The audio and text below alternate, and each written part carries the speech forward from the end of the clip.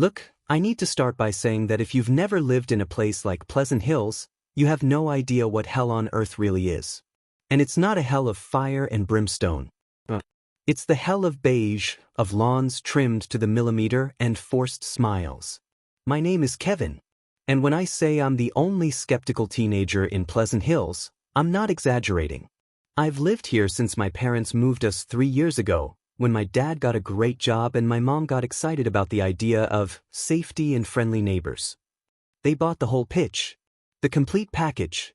You know, the kind of neighborhood where every house is painted in one of 5 approved pastel shades, like cream, soft peach, or a seafoam green that makes you want to cry. Where a dry leaf isn't allowed to sit on the ground for more than 10 minutes. Where kids play, but they play quietly, and dogs only bark at pre-approved times. That's Pleasant Hills. And who makes sure all that perfection is enforced? The Homeowners Association. Or as I call it, the council. The council isn't just a group of retirees deciding the color of your mailbox. The council is the law, the order, and the final judgment around here. Their surveillance made the KGB look like a kindergarten class. If you forgot to take your trash bin off the curb more than an hour after pickup, the fine would arrive by email before you finished your morning coffee. And at the head of it all was Mrs. Albright. Oh, Mrs. Albright. She was the lifetime president, a woman in her early 60s, always impeccably dressed, with a bun so tight it looked like it pulled the skin on her face back to her ears. She had that smile that never reached her eyes, a dentist smile, you know? The kind that says, I am happy, and if you're not happy right now, I will fine you. I always felt something was wrong with Pleasant Hills. It wasn't just the boredom, it was the intensity of the happiness. People here weren't content, they were radiant. They waved at each other with an enthusiasm that felt rehearsed. It was like everyone had drunk from the same cup of overly sweet Kool-Aid. I was, of course, the black sheep. I wore black t-shirts, listened to loud music, with headphones, obviously, because the noise violation fine was insane, and I had a permanent expression of boredom that Mrs. Albright tried to kill with her eyes every time she saw me. My parents tried to convince me, Kevin, be more social. Sit, good morning, with more energy. Remember, the community is everything. But the community of Pleasant Hills felt like a cult. A cult that worshipped green grass and architectural conformity. What really made the hair on the back of my neck stand up wasn't the fine for leaving my bike on the backyard lawn for 5 minutes. Yes, that actually happened. It was the case of Mr. Henderson. Mr. Henderson lived 2 houses down from us. He was the only guy in the neighborhood who seemed remotely human. He grumbled. He hated the quarterly meetings. He had a schnauzer that barked loudly whenever it felt like it. And honestly, his lawn was just decent, not perfect. He was my beacon of hope in the sea of mediocrity. Last month, Mr. Henderson was furious. He had received a notice saying that his exterior paint color, morning cream, was no longer compliant with the new approved shade, rising sun cream. He said to my dad, loudly and without fear, they can shove that rising sun cream where the sun doesn't shine. I'm not repainting this house. It was an act of rebellion. A cry of freedom in the middle of pastel tyranny. I admired him. 3 days later, Mr. Henderson disappeared. It wasn't a normal move. There was no moving truck. No goodbye. He was there on Monday complaining about the automatic sprinklers, and by Thursday, his house was empty. Completely empty. On Saturday morning, a professional landscaping truck with the HOA logo showed up. They didn't just mow the lawn, they replaced it. Installed a brand new lawn, so green it looked neon. And on Monday, before the paint had even dried, the new family had moved in. The Millers. They were the very definition of Pleasant Hills perfection. Mr. Miller was tall and broad-shouldered, with flawless blonde hair. Mrs. Miller was shorter, with a perfect bob haircut, and always wore floral dresses. And they had 2 kids, a boy and a girl, who looked like they'd stepped straight out of a children's clothing catalog. They were identical. What scared me about the Millers wasn't how they looked, it was their synchronization. I was on my porch, pretending to read a book but really watching them. The Millers came out of their house to get the mail. They stepped out together, took exactly 3 steps toward the mailbox, stopped at the same time, smiled at the sun, which was, predictably, shining, grabbed the mail, and went back inside. All without saying a word, but with wide, fixed smiles on their faces. It was like watching a video on loop. "See, Kevin? What a lovely family. So well integrated," my mom commented, peeking through the kitchen window. "They look like robots, ma." "Their smiles don't change," I replied quietly. "Nonsense, sweetheart. It's just suburban happiness," she said, going back to stirring her coffee. But it wasn't nonsense. I started paying attention to all the neighbors. And the more I watched, the more I noticed the uniformity. It wasn't just that they agreed with the rules, it was that they lived the rules with near religious devotion. They didn't seem to have inner lives, just the life of the community. I tried to talk about it with my best and only friend, Mike. He lived on the other side of town, outside the HOA's jurisdiction. "Dude, I'm serious. Mrs. Albright is controlling people," I said while we played video games in his basement. Mike laughed. "Controlling? Like making you mow the lawn? That's called having annoying parents, Kevin." "No, like real control. Mr. Henderson vanished, and now the Millers are like, they're too perfect. It's like someone swapped his chip." Mike paused the game. "Okay, you're reading too much sci-fi." He moved. "People move, man. And the new family is just really boring." I knew he was right from a logical point of view. But I felt that there was something more going on. The next major test would be the quarterly conformity meeting. Attendance was mandatory for at least one member of each household. My parents, of course, loved it. It was their chance to sit and listen to Mrs. Albright talk about the importance of visual harmony and how the new petunia plantings were elevating the collective spirit. This time, I insisted on going. I told my parents I needed it for a sociology assignment on rigid community organizations. They were thrilled. "That's the spirit, Kevin. Engagement," my dad said, clapping me on the back. The meeting was held in the community hall, a red brick building that, of course, was the only building allowed to be red. Inside, the lighting was harsh, almost clinical. The smell was disinfectant and lavender, the official scent of conformity. We arrived early. The room was filled with folding chairs, all lined up in perfect rows. And there they were, all the neighbors, seated, smiling, waiting. I sat in the last row, near the exit, ready to absorb the maximum amount of boredom. That's when I saw the Millers walk in. They walked to the third row, and I swear the sound of their shoes on the linoleum floor was identical. They sat down and resumed smiling at the empty stage. Mrs. Albright stepped onto the stage. She wasn't using a microphone, but her voice had a strange resonance, filling the hall without her needing to raise it. "Welcome, dear neighbors, to our quarterly conformity review." She opened her arms, and her smile looked even wider and less human under the bright lights. The audience applauded. It wasn't spontaneous. It was a dry, uniform sound, as if everyone had clapped at the same rhythm and with the same force. "I would like to begin," she continued, her voice smooth but penetrating, "by expressing my satisfaction with the neighborhood satisfaction level." She paused, and all the neighbors laughed, a short, rehearsed sound, like an audio cut. "We achieved 99.8% genuine satisfaction this quarter. The record. This demonstrates the power of our dedication to order and beauty." I was scribbling notes in my notebook, trying to keep my composure. Genuine satisfaction. Who measures that? The meeting went on with the usual topics: budgets for new flowers, the issue of speeding on Oak Street, which, according to Mrs. Albright, was threatening the neighborhood's meditative rhythm, and, of course, a reminder about the need to smile actively when interacting with neighbors. But then she reached the part about frequency recalibration. "As you know," she said, and her voice dropped slightly, becoming deeper, "maintaining our community requires more than paint and bricks. It requires maintenance of the spirit. It requires maintenance of the frequency." At that moment, something happened. It wasn't visual, it was physical. I felt a sudden pressure in my ears, like when a plane takes off too fast. It was a low-frequency hum, almost inaudible, but vibrating in my chest.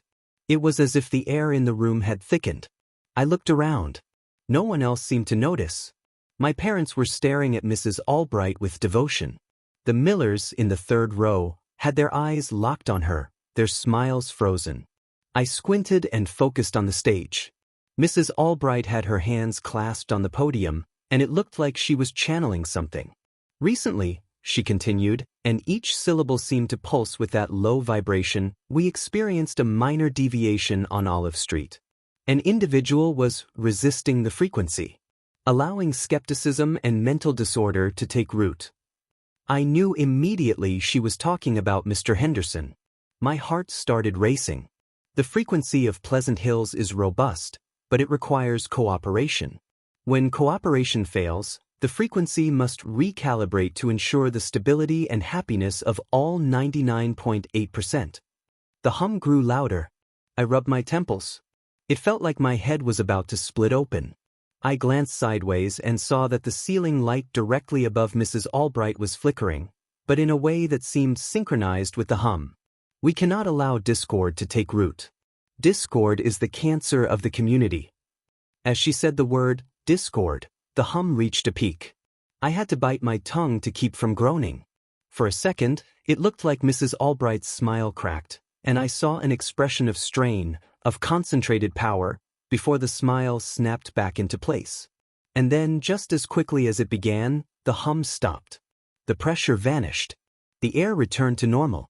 Mrs. Albright resumed her usual sweet, irritating tone. And that is why we are so grateful for the arrival of the Millers on Olive Street. They are a wonderful example of how embracing the frequency elevates community life. Everyone applauded again. The same dry, uniform sound. The Millers smiled and waved, like wind-up dolls that had just been activated. I was no longer bored. I was terrified. This wasn't bureaucracy. It wasn't just social control. There was something physical, supernatural. They were using some kind of sound or energy to keep people happy. And for some reason, I was the only one who could feel it. I spent the rest of the meeting in shock, barely able to breathe. I looked at my neighbors, and now they seemed different. Their eyes looked slightly empty, as if the light in them didn't come from within, but was reflected from somewhere else. When the meeting ended, everyone stood and began greeting each other with the same enthusiasm. "Wasn't that wonderful, Kevin?" my mom asked as we left. "Yes, Mom." "Very informative," I managed to reply. I needed air. I walked straight out of the hall and onto the street. Night had fallen, but Pleasant Hills didn't allow darkness. The streetlights were blindingly bright, bathing everything in cold white light. I told my parents I was going to get my bike and drifted away from them. I needed to think about what I'd heard: frequency, recalibration, skepticism, and mental disorder. If Mr. Henderson resisted, he was recalibrated. And if recalibration meant being replaced by a Miller, then I was in serious trouble. My skepticism wasn't just a teenage phase. It was a system flaw, a bug that Mrs. Albright would want fixed. I started walking down the street, then stopped abruptly. I was standing in front of the Miller's house. It was so perfect it hurt to look at. I hid behind a boxwood hedge, perfectly trimmed, of course, and watched. The living room lights were on, and I could see inside. The Millers were in the living room. Mr. Miller was reading a newspaper, Mrs. Miller was knitting, and the two kids were sitting on the floor, assembling a puzzle. It looked like a 1950s advertisement. But something was wrong. No one was moving. They were still. I waited. 1 minute passed. 2 minutes. They were frozen in place, smiles still fixed. Mrs. Miller's arm was caught mid-knit. A chill ran down my spine. They weren't just relaxing, they were in standby. Suddenly, Mr. Miller slowly turned his head toward me. His glassy eyes locked onto the hedge. His smile didn't change, but I had the unmistakable feeling that he had seen me. I froze. My heart pounded so hard I was sure he could hear it. He held my gaze for about 10 seconds, an eternity. Then, just as abruptly, he turned back to his newspaper. Mrs. Miller resumed knitting. The children went back to their puzzle. Life in Pleasant Hills had resumed. I backed away slowly, making no sound, and then ran home. I reached my bedroom and shut the door. I was drenched in cold sweat. The Millers were replacements.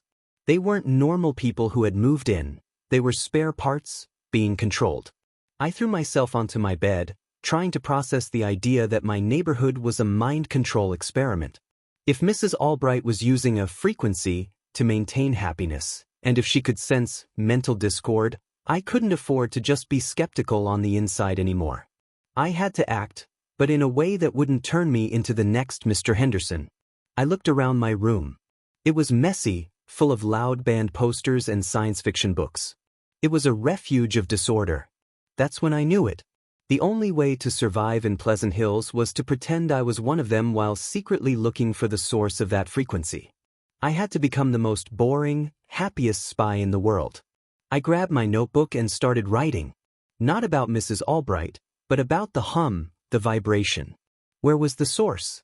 Where was the council hiding the machine that made Pleasant Hills smile? I needed a lead.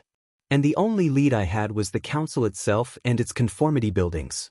I decided my target would be the only place in Pleasant Hills more mysterious and guarded than Mrs. Albright herself, the Community Maintenance Center.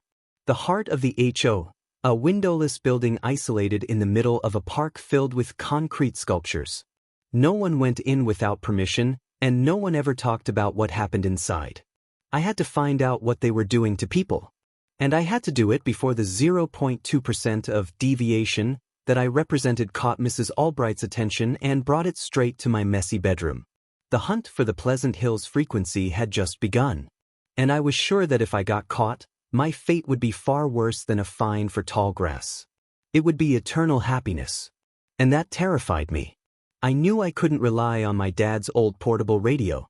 That thing could barely pick up the station from the next town, let alone a secret frequency frying my neighbor's brains. I needed something serious, something Mrs. Albright would never imagine existed. I spent the next week living under my blanket. My room looked like a bat cave, and I burned through the savings I'd been keeping for a new video game. I had to invent an elaborate story for my parents about an advanced physics school project to justify buying something called an SDI, a software-defined radio. It sounded like spy movie tech, but it was really just a USB board with a ridiculous little antenna. Buying it wasn't the hardest part. Receiving it was. In Pleasant Hills, every delivery gets inspected, even if only visually. If a box is dented or a label is crooked, Mrs. Albright sends a notice. I had it shipped to the house of my only friend who lived outside the HOA's jurisdiction, Mike, and then picked it up by bike, hidden in an old backpack. When I finally set everything up, I was sweating bullets. My lab was my closet. I shoved my laptop inside, closed the door, and left just a thin wire from the antenna poking through the crack. I plugged in the SDR and opened the software. The screen looked like a rainbow made of static. A wild graph full of peaks and valleys, showing radio waves, Wi-Fi, cell signals, and who knows what else floating through the air. I spent hours, literal hours, scanning the spectrum. Most frequencies were just normal noise. But I was looking for something different, something constant, something that wasn't communication. And then I found it. Down in the lower end of the spectrum, where there was usually nothing but hiss, there was a thin, almost invisible line. It wasn't a tall spike, it was a pulse. Thump, thump, thump, steady, rhythmic. No audio, no data, just pressure. I zoomed in and filtered everything else out. The software gave it a technical designation I didn't care about. I named it the hum. I sat in my closet, eyes wide, watching the hum. It wasn't static. It fluctuated. When the line rose slightly, I could feel a faint pressure in my head. A subtle urge to do something productive, like organizing my comics or polishing my sneakers. I needed proof that it was tied to forced happiness. So I started keeping an observation journal, like a mad scientist. I logged the hum's intensity and what was happening outside. Take Mr. Henderson. Before the happiness phase, he was a grumpy guy who yelled at squirrels. Now, he spent his mornings trimming rose bushes with near-ecstatic joy. One Tuesday morning, Mr. Henderson was watering the sidewalk, which was against the rules, but he looked too happy to care. The hum was low. He was whistling. Then the graph on my laptop jumped. The hum spiked by about 30%. I peeked through the curtain. Mr. Henderson stopped whistling. His smile didn't vanish, but he became rigid. He dropped the hose, ran into his garage, came back with a vacuum cleaner, and started vacuuming the lawn. Vacuuming the lawn. It wasn't just the action, it was the motivation. It was like he'd received a direct command: be more productive. Be happier. Clean something unnecessarily. He vacuumed with an intensity that sent chills down my spine. His brow was furrowed, but the smile stayed locked on his face. I shut down the computer. The pressure vanished. Mr. Henderson stopped, looked at the vacuum on the grass, shrugged, and went back to whistling. Low frequency was standby mode. High frequency was correction mode. I knew I couldn't do this alone. If I told my parents, they'd hand me a glass of lemonade and tell me to plant flowers.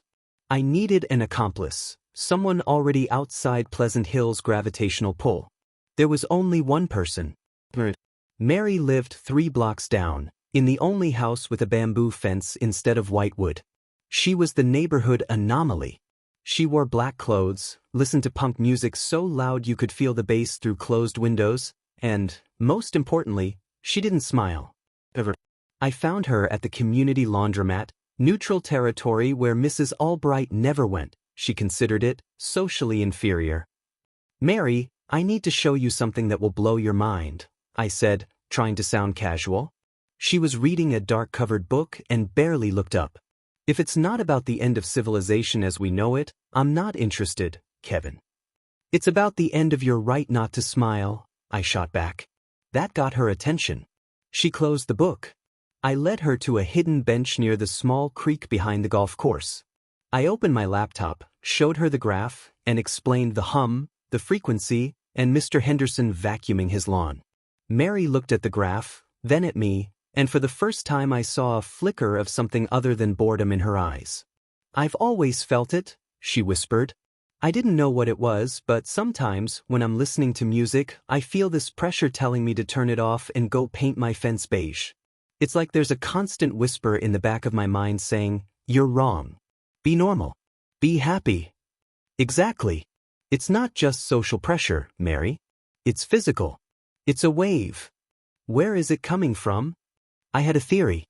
If the frequency was meant to control the entire neighborhood, the transmitter had to be in a central, elevated location.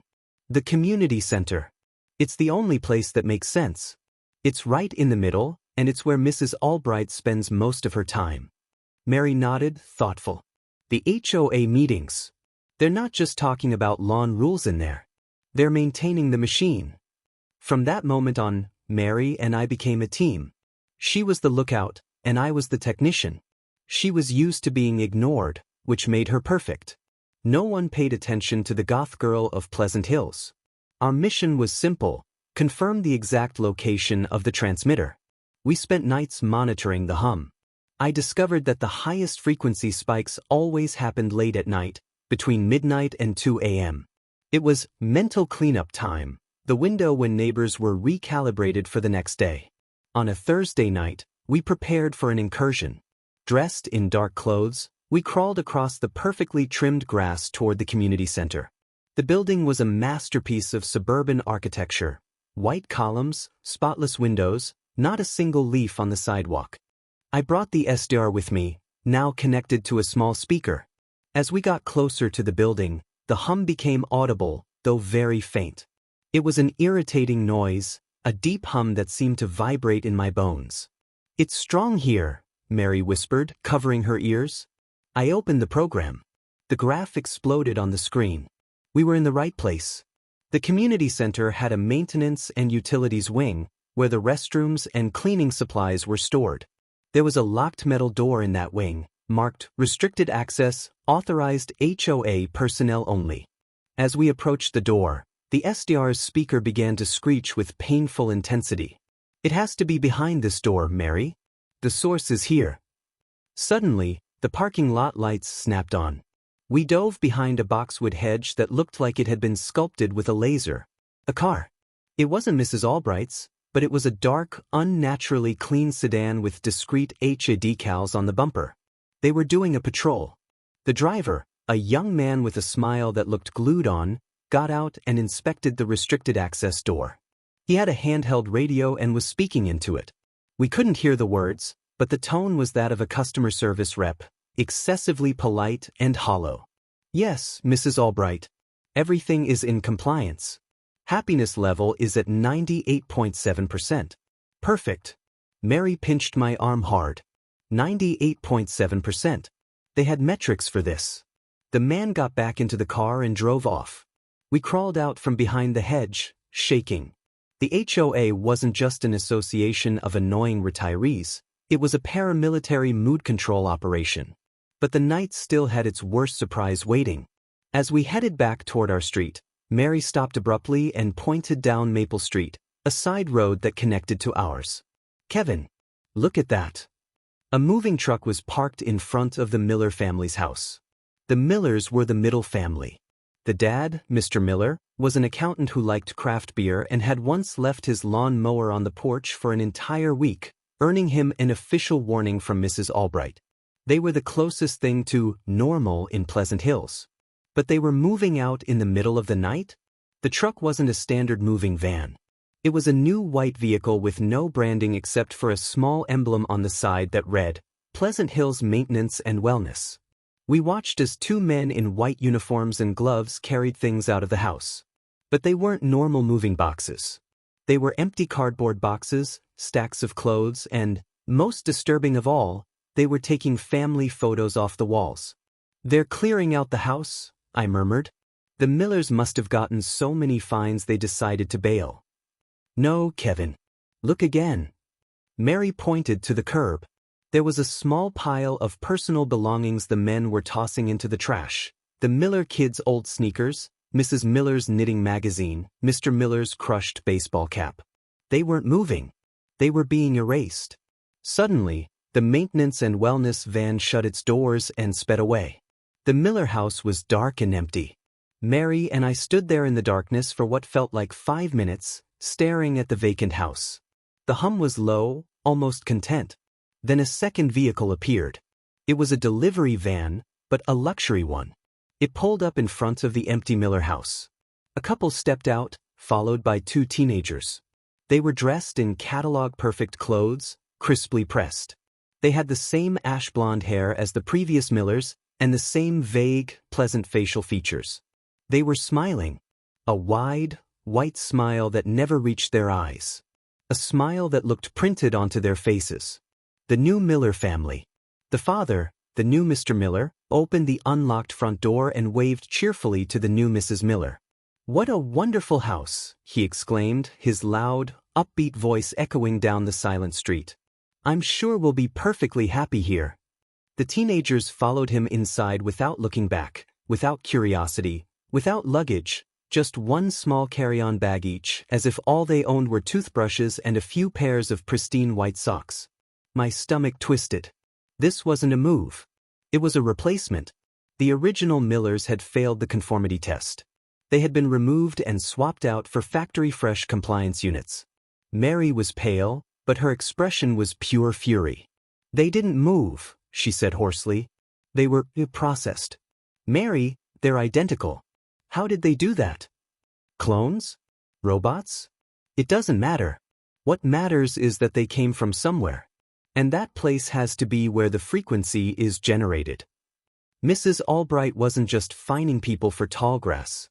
She was deciding who deserved to live in Pleasant Hills, and who needed to be discarded. And if Mary and I were caught snooping, we'd be next to get packed into the maintenance and wellness van. I looked at my laptop. The hum was rising again, feeding the happiness of the new Millers, and, presumably, the deep, contented sleep of everyone else in the neighborhood.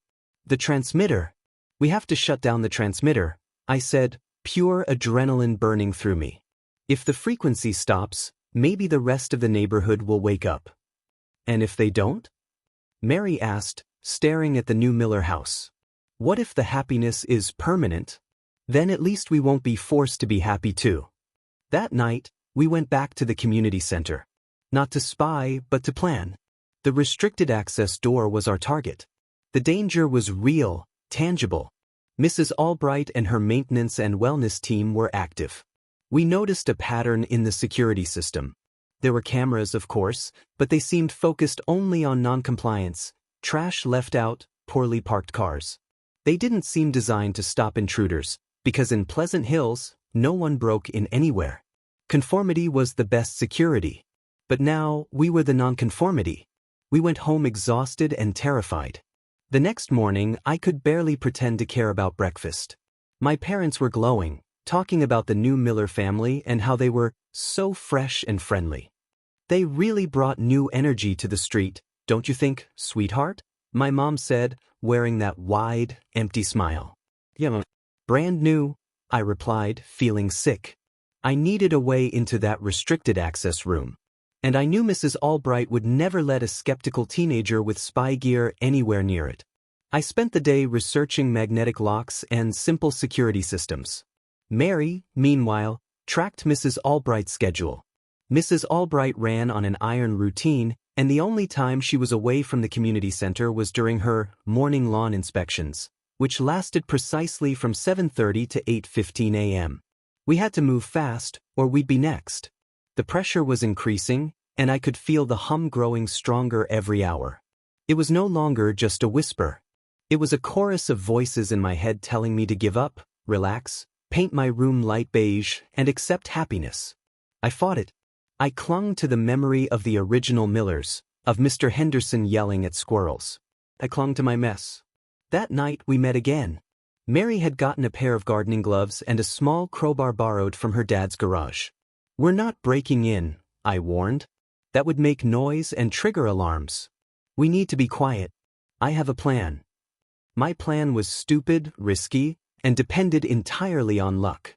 I'd learned that the community center used a simple RFID access system for HOA staff. If I could clone someone's access card, but whose? Mrs. Albright never took hers off her neck. Mary had the idea.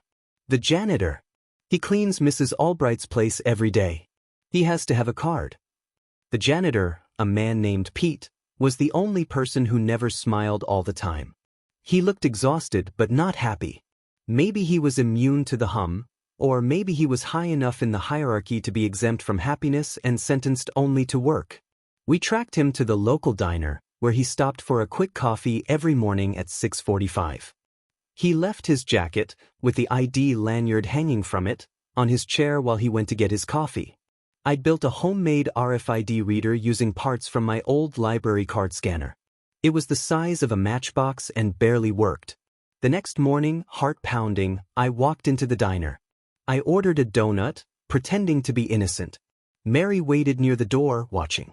Pete stood up to get his coffee. I moved toward his chair, pretending to tie my shoelace. Hands shaking, I pressed my homemade RFID reader against the lanyard hanging from Pete's jacket. Beep. Silence. Nothing. I tried again. Beep. I felt sweat run down my neck. Pete was coming back. I pulled away, defeated. I'd failed.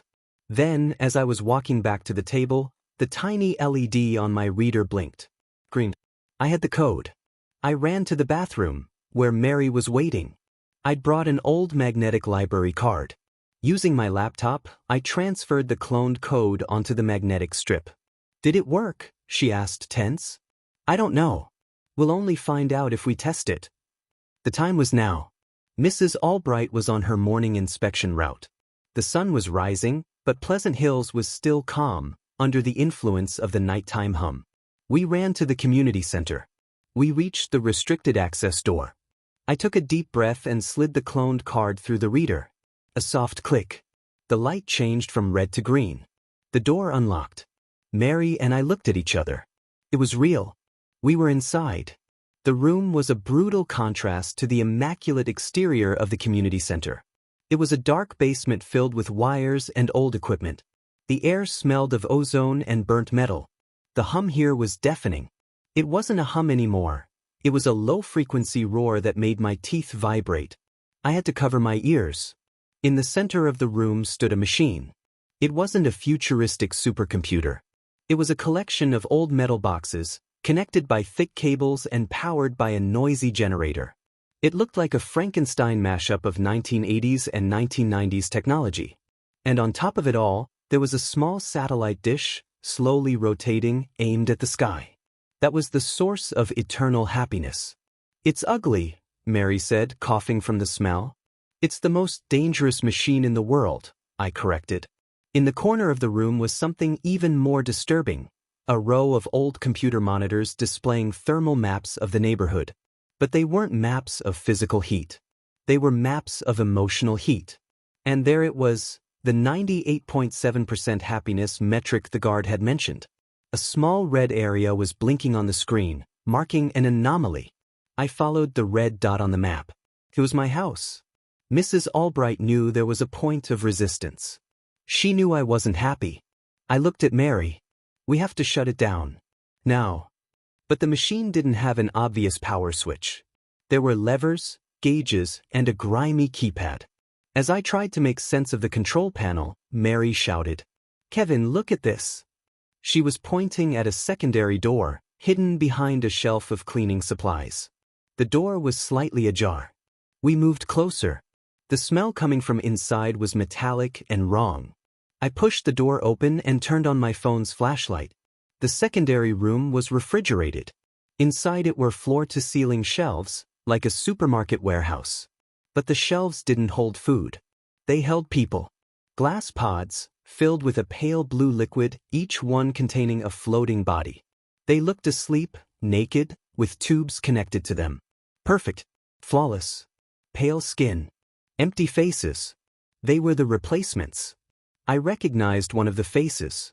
It was the new Mr. Miller, floating there, waiting to be activated and sent to Pleasant Hills. And there were others, every age, every gender. An inventory of conformity. Mary staggered back, a hand over her mouth. "They're not robots, Kevin," she whispered. "They're grown." The horror hit me harder than the hum ever could. Pleasant Hills wasn't just a neighborhood. It was a happiness farm. And if someone deviated, they were harvested and replaced with stock. What happened to the original Millers? I didn't want to know. Suddenly, the main basement door slammed open. "Freeze right there." Mrs. Albright stood in the doorway, wearing her perfectly pressed tweed suit, but with an icy fury on her face I had never seen before. Beside her was the janitor, Pete, looking at us with resigned sadness.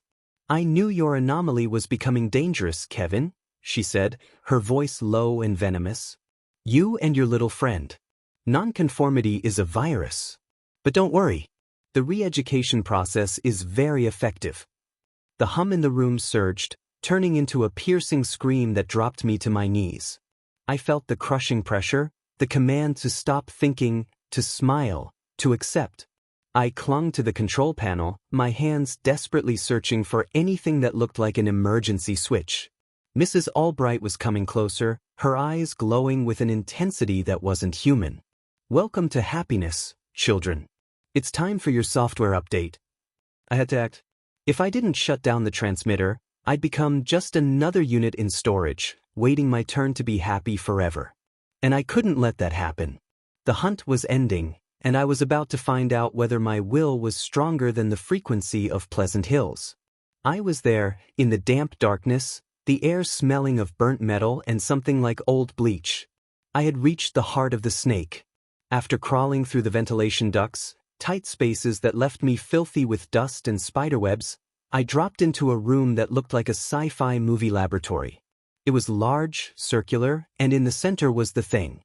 It wasn't an old computer or a radio tower. It was a massive crystal, pulsing with a blue-green light, mounted on a metal base that looked like it could survive an earthquake. The hum we heard upstairs wasn't just sound, it was the physical vibration of that crystal. I knew it was the source of forced happiness, the source of conformity. I was about to grab the crowbar I'd brought, Mary's gift, while she waited outside, shaking with fear but ready to call the police if I didn't signal in 10 minutes, when her voice made me jump. "What a shame, Kevin." Mrs. Albright stood in the doorway, illuminated by the crystal's strange light. She wasn't sweating or out of breath. She looked like she'd just left the salon. Her suit was immaculate, and the hummingbird brooch on her lapel seemed to glow with the same cold light as the crystal. "You were always the question mark, Kevin," she said calmly, almost maternally. "The element that insists on asking why, when the answer is simply because it works and it's good." I raised the crowbar, pointing it at her. "It's over, Mrs. Albright. I know what you do here." I saw the tanks. I saw the original Mr. Henderson. She sighed, a sound of such deep disappointment it made me feel like I'd failed a test. You saw the waiting, Kevin. You saw potential. We don't destroy happiness, we preserve it. Pleasant Hills isn't just a place to live, it's an experiment in sustainable peace. Human failure, doubt, sadness, dissatisfaction, that's all noise. And we are the filters. I shouted, her calm driving me insane. You're stealing people's lives. You're replacing neighbors with empty copies. Mrs. Albright walked slowly toward me, and I noticed she wasn't alone. 2 large men stood behind her, neighbors I recognized as the ones who always mowed their lawns at exactly 7 in the morning. They didn't look threatening. Just empty. Agents of conformity. Kevin, you have a very simplistic view of life and death. The human mind is just information, a pattern of reactions. When a resident reaches a level of dissatisfaction, what we call noise risk, that threatens Pleasant Hill's stability, we simply make a backup. She gestured to the pulsing crystal. The hum doesn't just transmit happiness. It scans and stores. The Mr. Henderson you saw in the tank, his essence, his memories, they're all here, archived. But the physical body upstairs, causing problems, refusing to repaint his fence according to guidelines, well, it required reconfiguration. And the copy? I asked, tasting metal in my mouth. The copy, the conformity substitute, is the idealized version. Free of neurosis. Free of unnecessary ambition. Perfectly content with routine. It's what Mr. Henderson should be. The shell is there, the name is there, and the programming guarantees peace. She stopped a few feet from me. The 2 empty neighbors began moving, slowly circling me. You have a choice, Kevin. You're a smart boy. You could join us, be an administrator. Guaranteed happiness. Forget Mary. Forget questions. Accept the silence. Accept perfection. I looked at the crystal, then at her. I thought about my mother upstairs, living a false happiness. I thought about my father, who had simply disappeared. I thought about Mary risking everything for me. No thanks, I said hoarsely. I prefer the mess. It happened fast. The moment the empty neighbors lunged, I didn't hesitate. I didn't fight them. I ran straight for the crystal. The crowbar was heavy, but adrenaline gave me strength. I charged, and Mrs. Albright screamed for the first time. It wasn't anger, it was pure panic, like I was about to destroy the only thing keeping her alive. Stop. You'll unleash chaos. You don't understand what you're doing. I heard heavy footsteps behind me. I twisted, using the momentum to slam the crowbar into the crystal's metal base. The metal groaned but didn't give. I had to hit the crystal itself. One of the neighbors grabbed my arm. He was strong, his grip cold and inhuman. I felt bone-crushing pressure. I dropped the crowbar but managed to free myself by smashing my head into his chin. He didn't blink, but he staggered just enough. I grabbed the crowbar again. My breathing was wild, and the hum pouring from the crystal seemed to grow louder, trying to calm me, force me to give up. A wave of peace washed over my mind, tempting me to drop the weapon and smile. It's fake. I closed my eyes for 1 second, ignored the false comfort. I focused on anger, on injustice, and I swung. The sound wasn't a normal shatter. It was a thunderous crack that seemed to tear the air itself.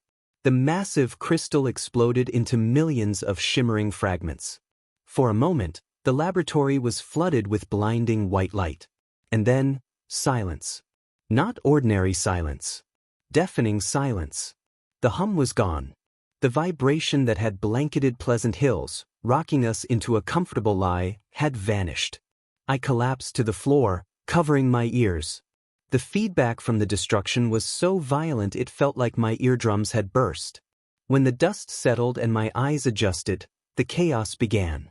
The 2 neighbors who had been attacking me stopped mid-step. They didn't fall, they simply froze as if their batteries had died.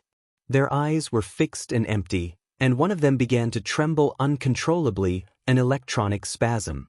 They were just shells, and the programming had shut down. Mrs. Albright was on her knees near the shattered base of the crystal. She was crying, but they weren't tears of sadness. They were tears of absolute despair. The noise is coming back," she muttered, her hands clutching her head. They'll remember everything they lost. Perfection is over." I crawled away from her, using the wall for support. I had to get out of there.